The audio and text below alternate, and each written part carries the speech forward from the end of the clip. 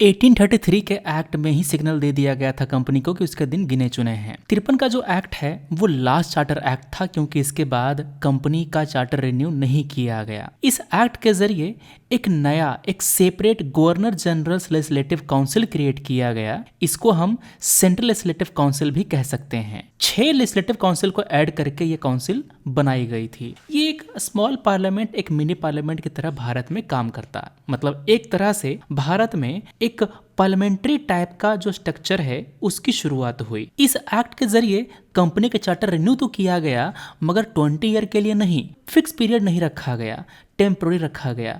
मतलब ब्रिटेन का पार्लियामेंट कभी भी कंपनी का चार्टर एबॉलिश कर सकता था। गवर्नर जनरल के काउंसिल के लेजिस्लेटिव एंड एग्जीक्यूटिव फंक्शन को सेपरेट कर दिया गया। पहले पैट्रोनेज और नॉमिनेशन सिस्टम चलता था सिविल सेवा में अपॉइंटमेंट के लिए। अब ओपन कंपटीशन को इंट्रोड्यूस किया गया। मतलब बिना किसी जात धर्म को देखे आपके स्किल के एग्जामिनेशन के आधार पर सिविल सेवा में अपॉइंटमेंट होता। अब इसी अपॉइंटमेंट को करने के लिए सिविल सेवा का जो स्ट्रक्चर है उसको डिजाइन करने के लिए मैकॉले कमेटी बनाई गई 1854 में। तो ये मेन प्रोविजन थे 1853 वाले एक्ट के।